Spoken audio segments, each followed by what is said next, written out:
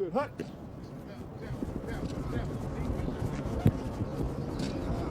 Is this the quarterback coach right there? Yes. Arians, is that his name? Bruce Arians. Where's he from? Had been at Temple, had been at Alabama. He was the head coach of Temple. This past year he was? He was Alabama last year. Yeah, he went to... Yeah, one of them always had the dual job. The coordinator always the quarterback coach. Quarterback coach we've had, yes. Has he coached quarterbacks his career? Is that his thing? Yeah. Been a coordinator and a head coach there. Has he ever just coached quarterbacks though? I'm not sure. You going to be a football player when you grow up? Today is the best day of your life. Believe me. Give me 18 years of daylight. That's all right. Greatest leader I've ever known. What a ride it's been. No risk it, no biscuit. You can't live scared. A number of times we got fired and had to move. Virginia Tech, the first one. Mississippi State, we left for Alabama. Alabama, we left for Temple, got fired at Temple. Went to Kansas City, got fired in Kansas City. Went to Mississippi State, and left. Went to New Orleans, got fired. Went to Alabama, got fired. Went to Indianapolis, left to be the coordinator for the Browns, got fired. Went to the Steelers, receiver coach, became the coordinator, got fired. Indianapolis, always a good spot. Get the Cardinal job. Let's go, first 5 minutes now, let's go. Second tempo. Everybody on the same page now, let's go. Rock and roll, let's go. Bruce Arians has turned the championship-starved Arizona Cardinals into Super Bowl contenders. Ball right side, end zone, touchdown! Yeah! Larry Fitzgerald! That's what I'm talking about. Hey, let's finish! Finish! Let's go! Andre Ellington seals the deal in Seattle! He was named the NFL's Coach of the Year twice in 3 years. Yeah, but it was two. Over his career, Let it develop, look him off to the 7 right, and come back to hit he has helped develop some of the top quarterbacks of this generation. You look away, you look off the safety. Yeah. Gotta be smart, right? Yet, he wasn't hired to be an NFL head coach until the age of 60.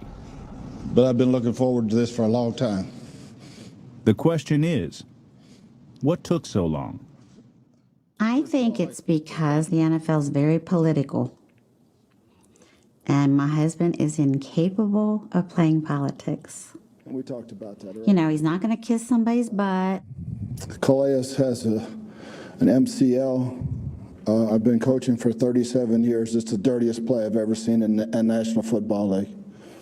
You know, as kids, we believed in him so much. And we're like, Dad, you know, you should fancy up your resume and you should, you know, say these things or do this to, like, get that opportunity.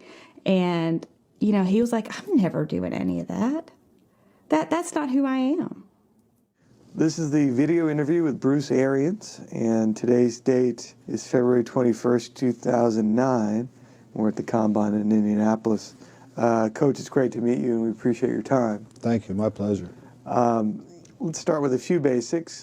Tell us your current position and team. Pittsburgh Steelers offensive coordinator, world champions. Yes, I was about to. It's always been, I'm going to do it on my merit. Somebody's going to call me and ask me to be their head coach. I'm not going to hire an agent and politic for it. As you sit here right now, what are your career goals? Oh, I'd love to be head coach. It's always been a goal. Maybe there was a perception about him that he was too real. I don't believe in being there till midnight, 2 o'clock. I think that's bull, to tell you the truth. Sometimes owners and GMs, they only want to hear certain things. And maybe along the way, because guys want these jobs so badly, they're willing to tell you what you want to hear.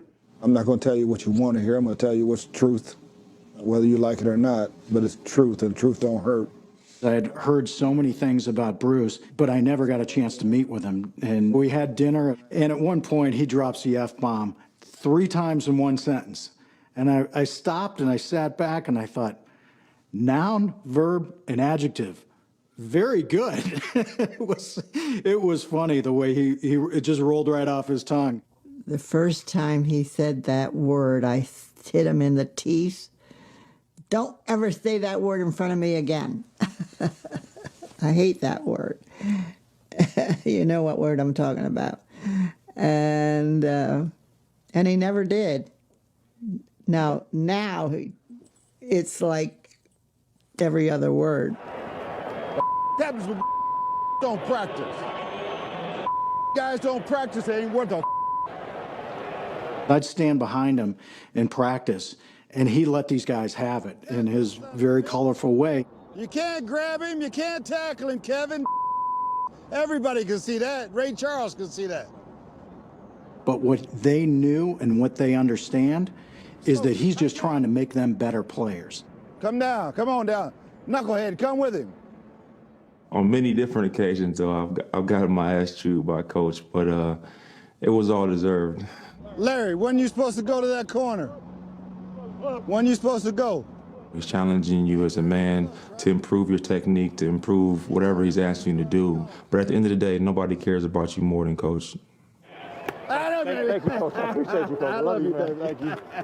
He's able to connect with each and every player, no matter what age, no matter where you come from. Hey, why would you jump, baby?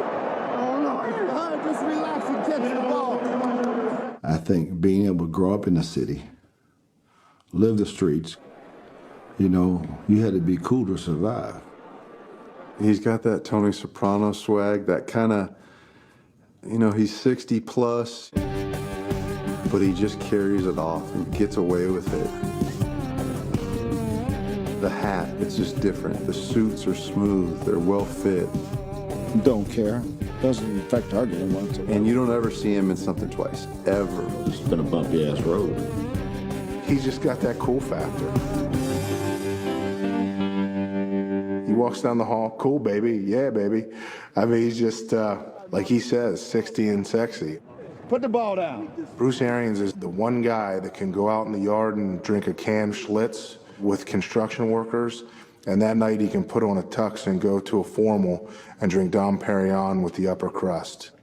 He'd probably be the first to tell you he relates more with the guys drinking the canned Schlitz. Larry Foote gave me the greatest compliment in the world. He said, Coach, how does it feel to be the coolest coach in the NFL? I said, just being me.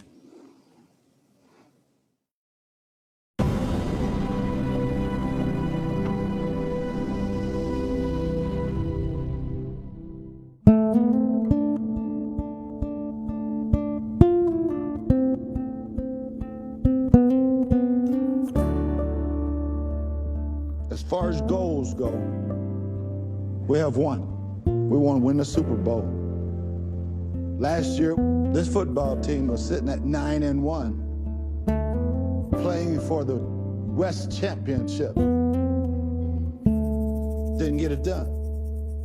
The first team meeting we had, the way he came in there and the way he commanded the room, I've never been around anything like it. When I'm talking to you, a lot of times it's ugly. I ain't talking about you personally now. I'm talking about your football. Your football sucks. I'm gonna tell you your football sucks. I like you as a guy, all right? Don't take it personally. It's not criticism, it's coaching. Our coaching staff's gonna get on your ass because if it ain't perfect, it ain't right. I work for Chuck Noll, and I see a lot of Chuck Noll and Bruce Arians. That's better. Because of his passion, his commitment. Quicker to the tuck, quicker to the tuck. And the great emphasis that Bruce puts on the fundamentals and techniques. Retreat, retreat. You make that throw easy. Being able to communicate, I think that a lot of that was my father. He had that unbelievable charisma, especially with the kids, and he was a great coach and teacher. Bruce Arians was raised in the hard-muscled town of York, Pennsylvania. Bruce's dad worked at Caterpillar. The folks in York were hardworking, blue-collar people. And I think that Bruce took that York work ethic with him. He took the notion that you had to work for everything you got. My husband worked 2 jobs, and Bruce always wanted to please his father, make him proud, you know. I was inducted to the St. Mary's Hall of Fame, our parochial school. My dad looked proud. That's why I love that picture. We met in freshman homeroom. You know, we started dating, and it wasn't anything exclusive until probably our junior year, but things got pretty hot and heavy junior year. In the summer of '69, Chris got pregnant, and we're in a Catholic school, and we were going to get married, and she lost the baby. And so we don't get married. We call off the wedding, and we go back to high school. Well, supposedly I was on probation, but I never told I was on probation. As a senior, Arians was the school's starting quarterback, recruited by several Division I colleges. The day after football season, seniors had to go on a retreat. So the guys all say, man, let's bring a bunch of booze down there. So they had a suitcase full of booze. So all the boys got in trouble, and the rest of them got suspended, and Bruce got expelled. That scarred me because I saw the look on my father's face, and I embarrassed him and my mother. Everything in our family is you have your name and your honor. And to this day, I still try to prove those people wrong. I was being recruited by a bunch of schools. Every school dropped me. One guy, John Devlin, God bless him, I told him what happened. He said, this goes back to what happened with Chris, doesn't it? I said, yeah. He said, we ain't dropping you. John Devlin was an assistant coach at Virginia Tech. A year after giving Arians a scholarship, Devlin and the rest of the staff were fired. Arians was a backup his first 3 years. Before his senior season, Welcome to Virginia Tech football 19. Virginia Tech hired another new head coach named Jimmy Sharp. There's so many good positive things, so many good things that have happened to us.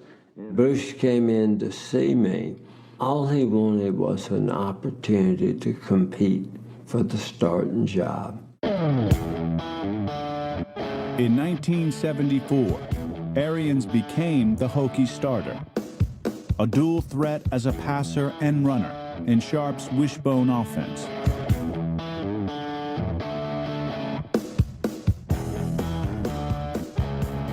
Arians set a single-season school record for rushing touchdowns by a quarterback with 11. It's a mark no Virginia Tech quarterback has ever broken, not even Michael Vick. Oh, Mike didn't touch my records. Not even close. A year after his record-setting season, Arians joined Sharp's staff as a graduate assistant. 3 years later, he followed Sharp to Mississippi State. For me, Jimmy Sharp was as good a football coach as there's ever been. Jimmy has an unbelievable way of making guys believe they could do anything. John Devlin and Jimmy Sharp were the two coaches who really gave me an opportunity. One to go to college, the other become a coach. I'm the true believer in second chances. Where you from originally? York, Pennsylvania. Yeah. Oh, my wife is from York. Is that right? Yeah. Yes, sir. What high school? York? Penn. Oh, yeah, I graduated. I actually played at York Catholic, got kicked out, and graduated from William Penn. Okay. In the 2013 NFL Draft, the former quarterback who was expelled from high school took a chance on a troubled defensive back who was kicked off the LSU football team. I remember the first time I sat down with B.A. after he drafted me, and he told me that same story about him getting kicked out of high school. Now, me as a player who just gotten a second chance, I'm able to come into work every day more comfortable, more relaxed. Because my coach showed me his scars. He showed me what he'd been through in life. And he didn't try to hide it from me. And I think that's why we relate to each other. Not to mention we both have crazy swag. Coming up. I remember Bruce saying, well, how come you didn't throw it? Can't take a picture of it, gotta throw it. And it was kind of an aha moment.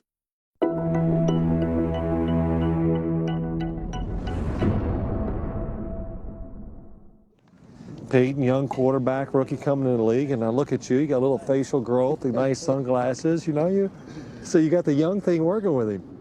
You two are in constant dialogue. Every time there's a little moment, it seems like you're talking to him about something. Bruce has a knack with all players, but he has a special knack with quarterbacks.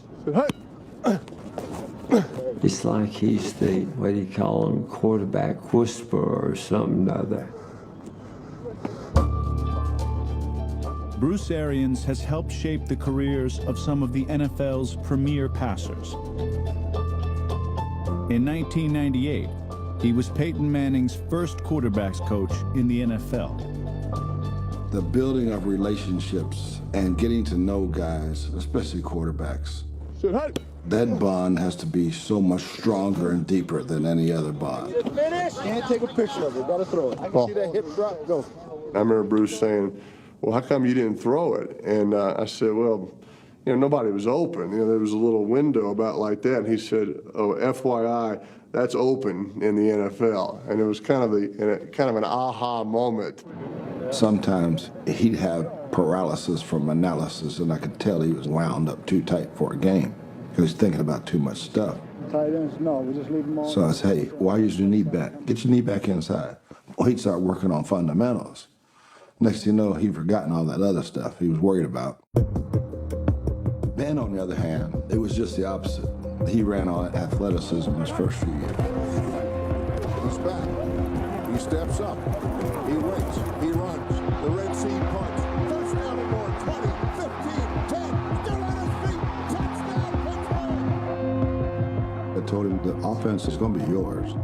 It wasn't until I gave him control of the offense that he assume control of becoming a quarterback.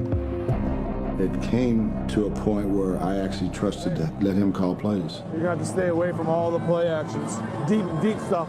That meant a lot to me. He'd treat you like a man and want to talk to you and see what you thought, and if he didn't agree with you, he'd let you know. We just go down. You want me just to sneak, Just get the snap and go down forward. Okay. There's a time for that shot. That ain't it right there. You got a good play working. You got guys coming across the field on drags and crossing routes. All right? Third down right here, you're giving them a minute now. All right? Put that in the bank, baby. Yeah, for sure. Everything he tells you is to make you a better quarterback or person or player, and so you take it as that. That might have been the ugliest drive for a touchdown I've seen in a while, but that's a hell of a touchdown. We need an ugly one. That's it. We needed one. Good job.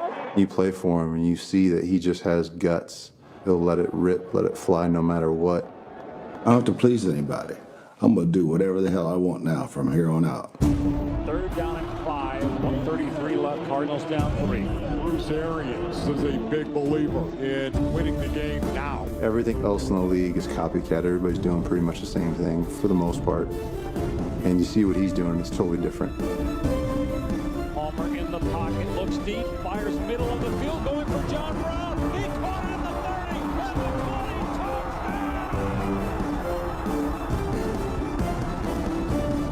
30, It's one thing to turn first-round draft picks into elite quarterbacks. It's another to do what Arians did at Mississippi State in 1978. Spring practice, we don't have a quarterback. We had a kicker, Dave Marler. Now, he could throw the ball. We're going to make the kicker a quarterback.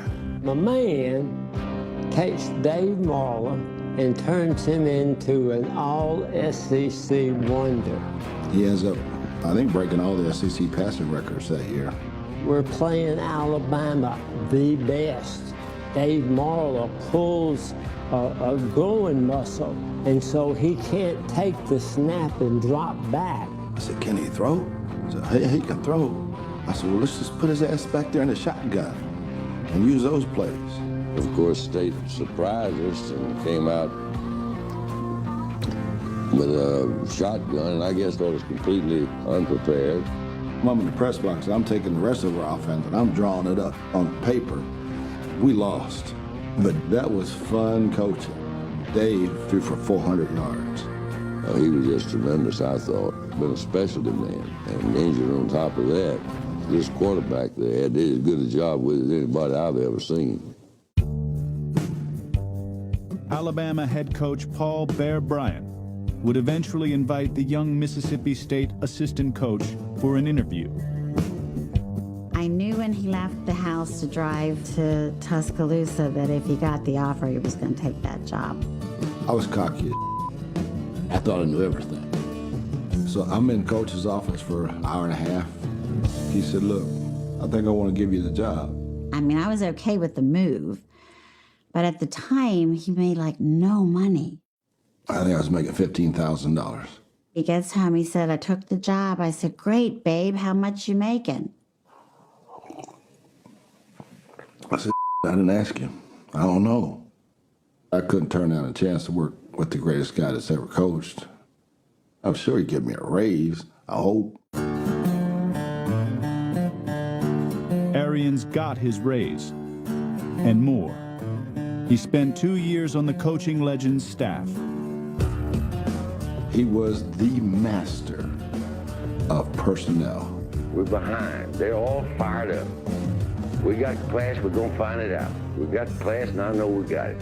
Coach didn't coach X and O's anymore. He coached people.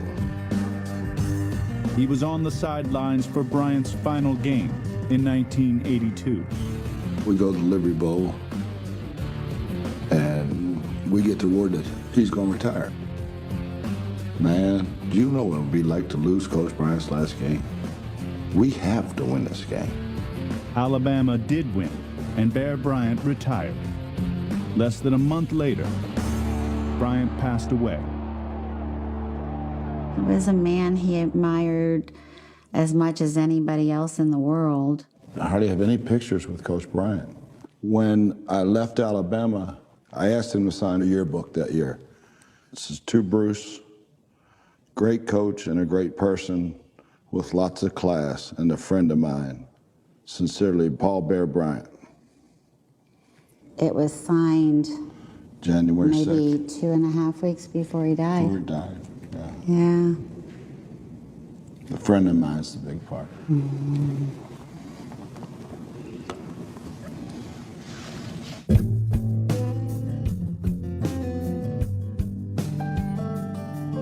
I know that he loves Bear Bryant, wants him as a very visible reminder of how to do it, of how to be a great coach. He's been behind him in every office since he left Alabama. Coach, he'd been up there over my shoulder for 30-some years, so. Sitting in his office and you see that Bear Bryant photo, I think he really was molded by him. He loved his values. He loved the way he commanded his team. His last words to me were, coach him hard and hug him later. And to this day, that's been who I've tried to be.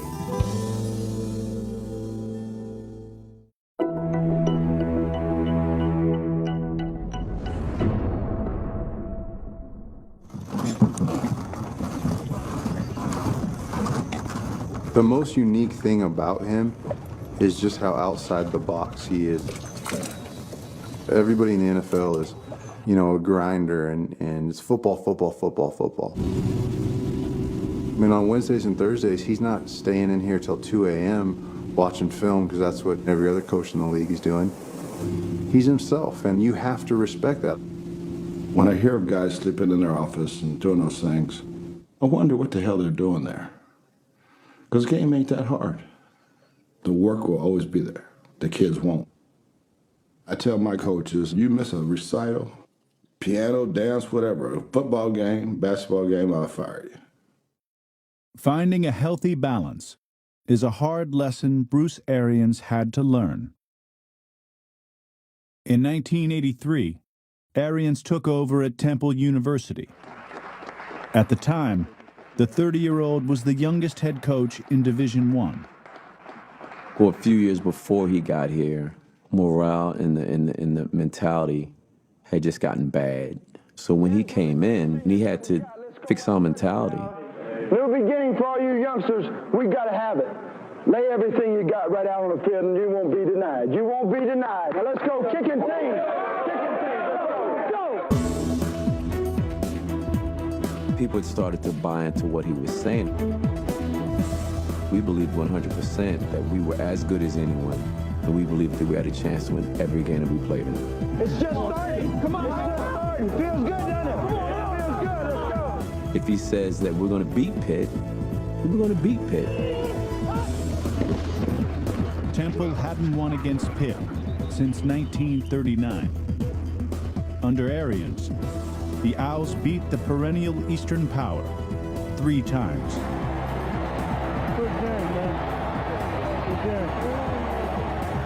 But in the process of trying to build a winning program, Arians nearly destroyed himself. I didn't know what the word delegate meant. Fullback, you're pop down the middle wide open, just look it in. I was the head coach, the quarterback coach, the offensive coordinator, recruiting coordinator. Same thing defensively. Know your stunts, get where you're supposed to be. So I started getting sick. About my 4th year, I started getting migraines. 1, 2, 3 a week. I was really worried. It was just the fact that you could see his health deteriorating. You could see the stress just, frying him. My last year, the migraines had gotten really out of control. And that's when I knew it was over at Temple. I was about to kill myself. In Arians' 6 seasons at Temple, the Owls were 27-39. I got fired. I never had a migraine since. Honest to God, to me, it was a relief when he got fired because it's like, okay, surely he'll get another job and it won't be, the stress won't be as bad, at least not at first, Arians would get new jobs, but none as a head coach. Just keep knocking their ass off. He and his family became nomads, packing up for 6 different college and pro cities over the next 15 years. My birthday's in December, which is also the end of football season. And so a lot of times he would get fired right around my birthday. And I remember a couple times him sitting on my bed and not necessarily crying, but almost being brought to tears because he had to tell me, it's time. It didn't happen today. We're going to have to move. I knew how hard it was, and walking in that room, that I dreaded it so much.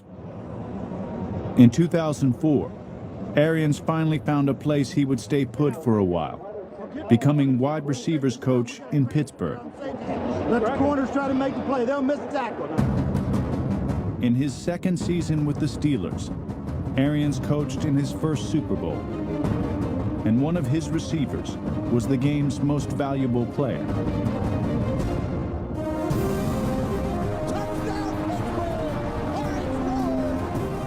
My dad had seen the good, the bad, and he was always there.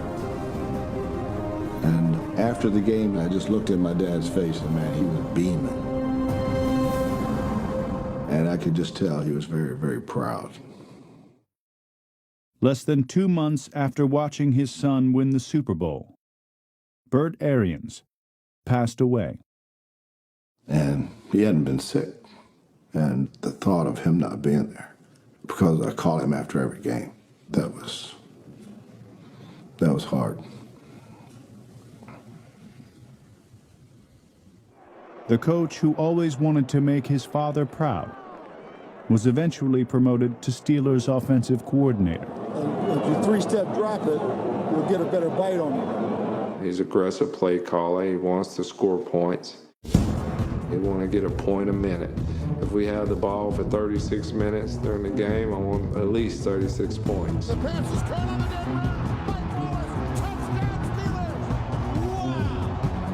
I live life and call plays the same way. No risk it, no biscuit. If you don't try a great shot, you won't hit one. If you don't try to call a great play, it's never gonna happen. You can't live scared. Throws it back corner of the end zone.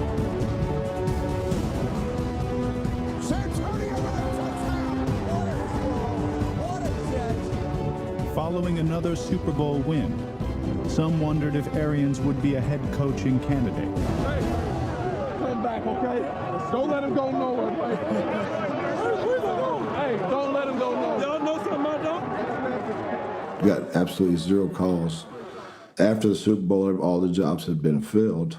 So then we had another really good year, and then we go back to Super Bowl 45. You'd think by then you'd get another call. Still no calls. Despite his success, Arians had his share of critics in Pittsburgh. When you have 3rd and 1, he's a gambling guy. He wants to air it out. 3rd and 1, and I don't think that sat well with ownership. And I don't think that sat well with a lot of fans in Pittsburgh.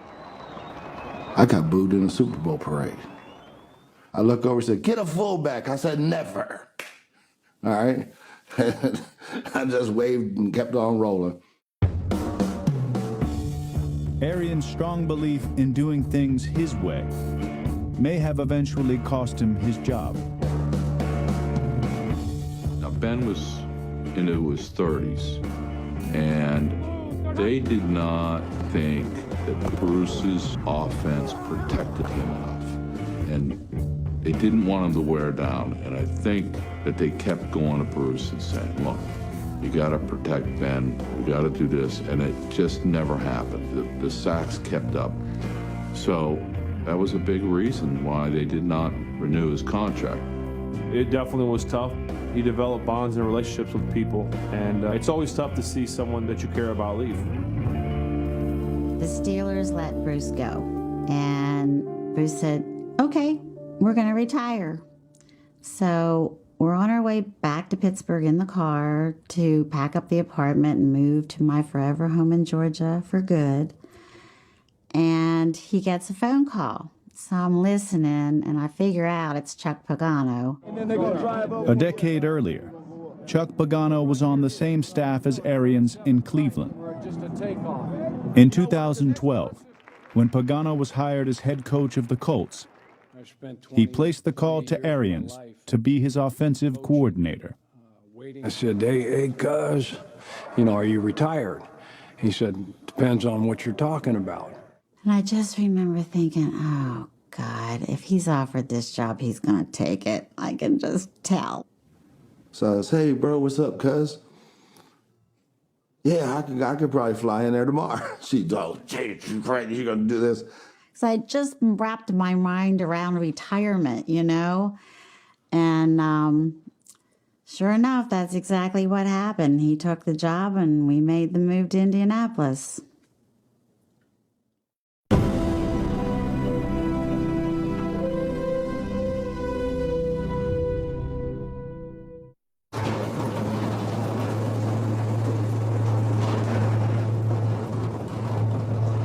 Instead of retiring, Bruce Arians was offensive coordinator to close friend Chuck Pagano and was again mentoring a rookie phenom at quarterback, Andrew Luck.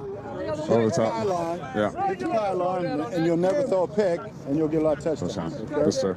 He's turning to Sam's head. Arians was in a familiar role, but early in the 2012 season, his football life drastically changed.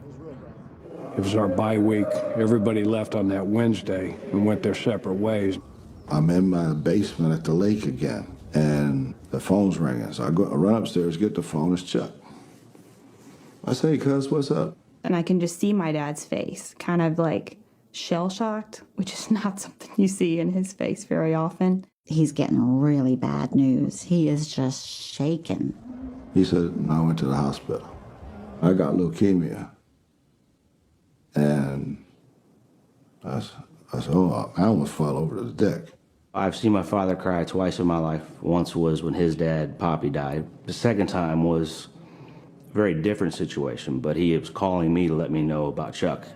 Colts head coach Chuck Pagano fighting leukemia.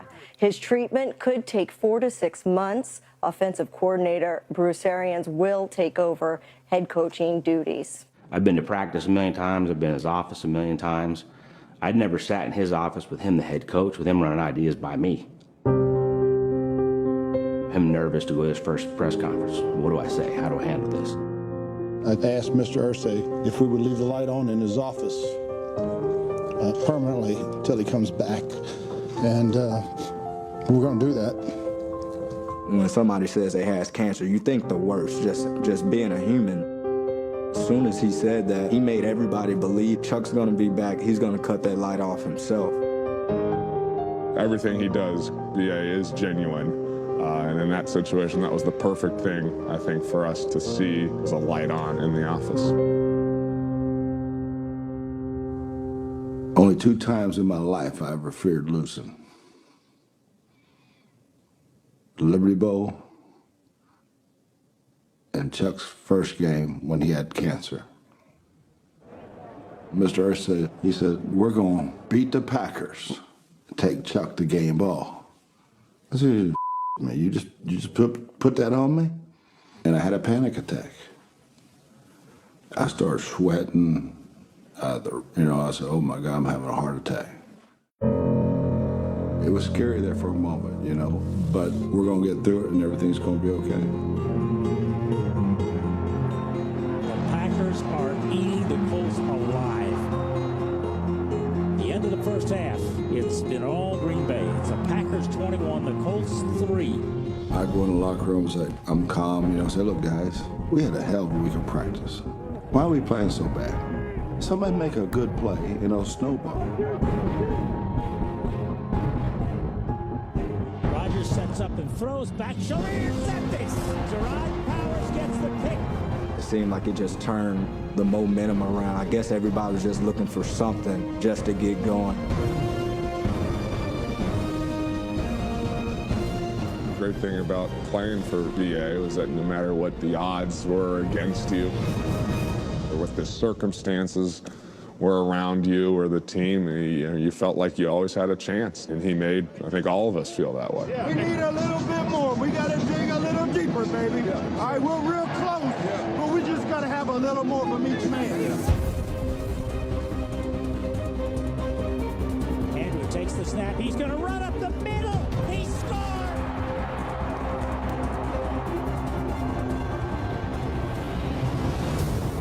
Andrew Luck throws, caught.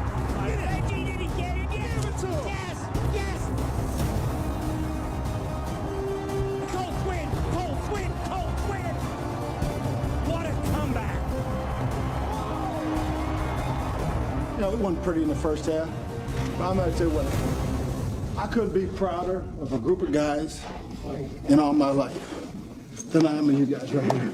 Everyone in here knows how much that this means, and this ball is going right down the...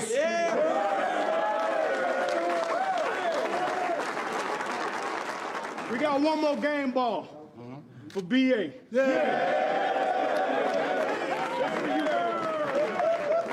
You, baby. Chuck on 3. 1, 2, 3. Chuck! Go! That was a theme every week. And it just rolled through the rest of the season. Magical, magical season. 4th down, 4 seconds left. Detroit 33, Indianapolis 28. Luck rolling out to the right, dumps it up to Donnie Avery. Touchdown! Colts win! Arians led the Colts to 9 wins in 12 games in the playoffs. We did it. We got that season extended for him to come back. It just speaks to the man that he is. He's a special guy. On Christmas Eve, Chuck Pagano returned to work, and Arians saw one more goal fulfilled. The greatest Christmas ever. To see him in his office and walking out, I left and the light was off. Yes, God, it was great. And the 2012 AP Coach of the Year is Bruce Arians.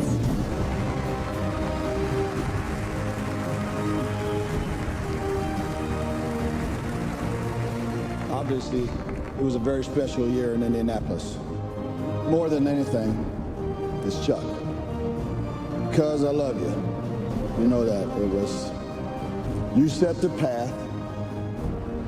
We just drove the bus. We kept the lights on the whole time. I love you. Thank you.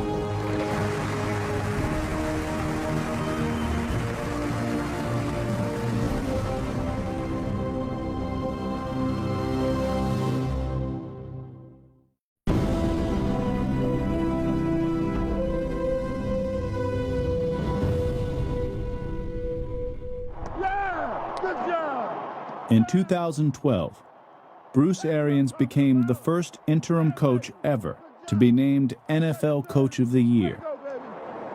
As soon as that season was over, I got phone calls all of a sudden now to be a head coach. There's 7 jobs open. Well, Chicago put the paperwork in first, so I took the Bears interview, and I thought I had the job. One of the reasons it probably didn't work out in Chicago is he wanted to do it his way. One of the reasons he didn't end up being a head coach for a long time was he wasn't going to change who he was, and he wanted his guys. He wanted to bring Todd Bowles as the defense coordinator. You take the inside, he'll take the outside. Chicago ran the Tampa 2 defense. They didn't want to change that. They didn't want to bring in a new guy. Todd Bowles had played for Arians at Temple. Nearly 30 years later, the only way Arians would accept a head coaching job was if Bowles was part of his hand-picked staff. It was just an honor that he even considered me. The man, how he changed my life and created the things that he created for me, I'll forever be in debt. A day after he wasn't hired in Chicago, Arians took an interview in Arizona. The coach, who for years refused to play politics, turned out to be the perfect candidate for the Cardinals. There were 3 things I was looking for. I was looking for somebody who was a strong leader. I was looking at somebody who had a track record of success at different teams with different quarterbacks. And I wanted somebody who was going to make sure that there was great accountability within our football program. Just seeing how real he was as a person, I think Michael and I made eye contact, and I think we both knew at that point that this was our guy.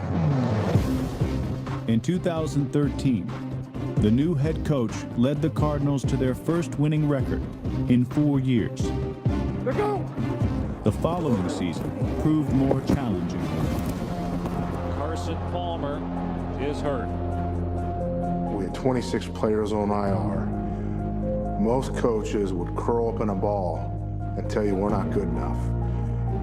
Yet he took the other route and he said, I'll never let those guys in the locker room know that I don't believe in them. This band of brothers can't be broke. It was good for us to have a guidance of what it was like to be the next man up. I know Coach dealt with it when Chuck Pagano went out. He stepped in, did a really good job. That was kind of our mindset. Drew Stanton has to step up in the We had no other choice but to believe in the next man up. We always talk about the next man up. It ain't bull. It's real. Drew Stanton. Arians found new ways to inspire his team. I know where to hunt, baby. I know where to hunt. After a 2-game losing streak, he brought his old college coach, Jimmy Sharp, in for a visit. Jimmy said, I got this song. You need to play this for the team. Initially, I'm just hoping it's not some country rock song, because usually we listen to hip hop, we listen to a lot of motivational songs. I plugged it in, and instantly our locker room got crazy. We actually liked the song. I'm gonna whip somebody's ass. I'm gonna whoop some, and they play it again. I'm about to whip somebody's ass. Oh, I'm about to whip somebody's ass. Oh, So if you don't leave me alone, you're gonna have to send me home, 'cause I'm about to whip somebody's ass. I'm gonna whip somebody's ass. Typical Cardinal football. We play 30 minutes, and then we kick ass in the second half. Yes, sir. The Patchwork Cardinals finished 11-5 and earned a playoff berth. I think that's Bruce Arians' genius. The confidence he pumps into his teams, he makes them believe that they can't be beat. That was the second half, Titus. Nice job, baby. For the second time in 3 years, Arians was named NFL Coach of the Year.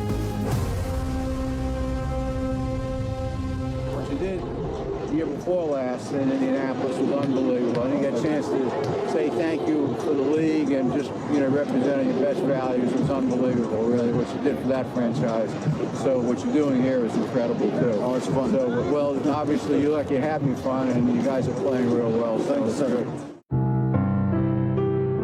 It's been an unlikely ride to the top for the kid from York, the quarterback who got kicked out of high school and worried he had disappointed his father.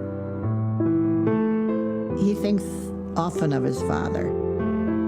And Bruce will every once in a while look up to heaven and said, "That's for you, Pop." He tells me that.